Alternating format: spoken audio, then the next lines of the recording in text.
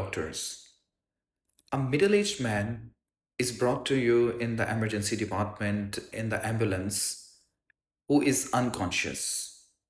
I'm Dr. Naqvi, consultant in internal medicine, and today I'm going to teach you a very high yield topic, a very common presentation of opiate poisoning in our emergency.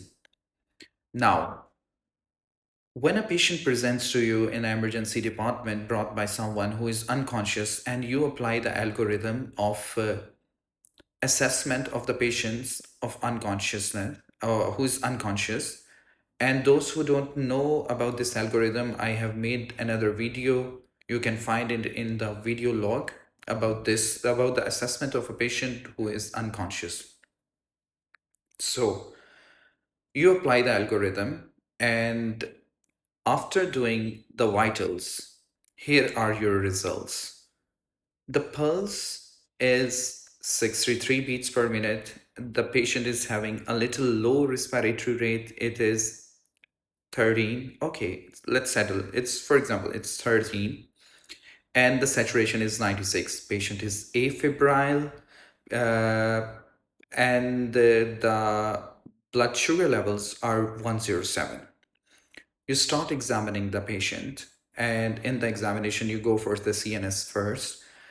The CNS examination, the patient's GCS is 13/15. You look towards the pupil, and pupils are bilaterally constricted. You do the sign of meningeal irritation. They are negative. However, the planters are mute at the moment. So you do the chest examination. It's normal. Patient is not having any signs of aspiration. You do the cardiac examination system. There is nothing in the cardiac examination. Everything is normal. No added murmur. The sounds are perfectly normal, except for the bradycardia. And you move on to the abdominal examination. On the abdominal examination, you find slightly low bowel sounds. And after concluding all your findings, you reach on the differential. The differential list of your differentials include, for the constricted pupils, there's a specific list. For example, there could be organophosphor, it could be organophosphorus poisoning, it could be head trauma, it could be pontine hemorrhage, it could be a massive hemorrhage, massive CVA, and it could be opiate poisoning. Now, I deliberately left the blood pressure of the patient in the vitals. When you do the blood pressure of the patient, here is the catch. If the blood pressure is on the lower limit, I mean on the lower side, it's normal or on the lower side, then your differentials become altogether changed. Keeping on the highest point is opiate poisoning. And if the blood pressure of the patient is very high, like 180, 200 systolic, then the differential list, the top in the differential list, it becomes CVAs. After doing all the examination, you decide that it is opiate poisoning. If the blood pressure is high, go for CT. You will definitely find something in the CT scan, CT head. Go for the CT head. You will find definitely something in the CT scan of the patient. Now, once you label the patient as a case of opiate poisoning, here is the treatment. Here is how you treat the patient. The available drug antidote for this opiate poisoning in all the tertiary care hospitals, it is naloxone. It comes in the formulation of 0.04 milligram. Now, different books have different algorithms. The one I personally like, it's starting the dose from 0.04 milligram to 2 milligram, in between that, and you can add this dose in an increasing fashion if the patient is not responding. This is how I used to do in the emergency. I used to take 2 milligram of dose. It will collectively make 5 ampules of 0.04 milligram of naloxone. Just pump it into the vein of a patient and look for the response. Books state that go for the respiratory increase in the respiratory rate. This will be the response. But there are other things that you can also look for.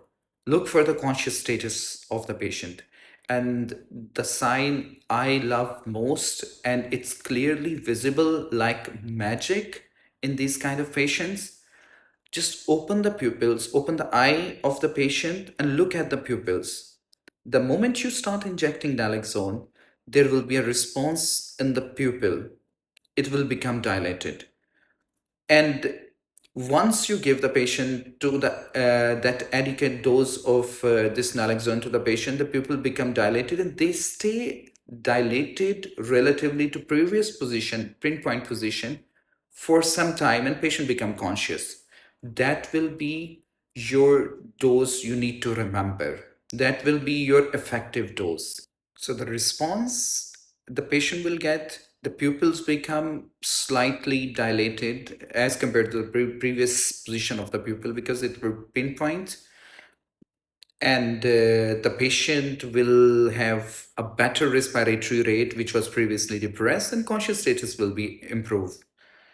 Now, the effective dose, you need to remember this effective dose. Where the problem arises, after certain period of time, your nurse come to you or the attendants come to you. They say that, hey doc, uh, the patient is not conscious anymore. Like वो attendant जब आपके पास आएगा वो आपको बताएगा या nurse आपको बताएगी कि आपके पेशेंट, डॉक्टर साहब वो पेशेंट जो है ना दोबारा अनकॉन्शियस हो गया है. Now here is the catch. जो ओपिएट पेशेंट ने लिए होते हैं कई मरतबा, उनकी हाफ लाइफ इतनी ज़्यादा होती है कि वो नैलेक्सोन की हाफ लाइफ जो कि सिर्फ 30 से 90 मिनट्स है, उससे भी बढ़कर होती है. So after 30 to 90 minutes opiate का इफेक्ट वहीं पे का वहीं वापस आ जाएगा और पेशेंट जो है he will become unconscious because the effects of naloxone will be totally gone at that very time. तो आप यहाँ आपकी वो जो इफेक्टिव डोज आपने कैलकुलेट की थी वहाँ पे ये आपकी इफेक्टिव डोज काम आएगी. अब यहाँ पे हमारे पास दो दो वेज हैं पेशेंट को टैकल करने के, अनकॉन्शियस पेशेंट को. या तो 2/3 ऑफ इफेक्टिव डोज हम पेशेंट को ओवरली इंजेक्ट करें जब तक उसके ओपिएट जो उसने लॉन्ग जिनका इफेक्ट वेरी लॉन्ग टर्म के लिए है, जब तक वो उससे वीन ऑफ नहीं हो जाता.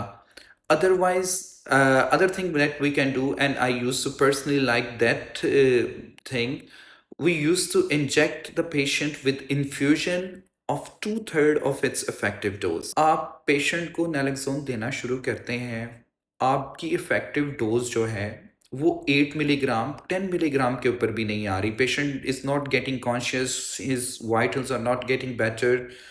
I mean, respiratory rate is not getting better. Think of any other diagnosis. Book says categorically if you have already used 8 to 10 milligram of naloxone in a patient in which you are suspecting opiate poisoning, then think of something else. Your diagnosis is maybe not right, or maybe there is some other condition. So think of other diagnosis. Dr. Saab, this is a very common presentation in our emergencies. So every house officer, every resident need to understand, need to know the exact treatment of opiate poisoning and how do we manage it for the later. The last question, what could be the complications of opiate poisoning separately? And when you give the patient naloxone, what could be the complications of naloxone by giving the patient naloxone? Do you know anything about that? If you know, please write down in comments so that we can discuss it later.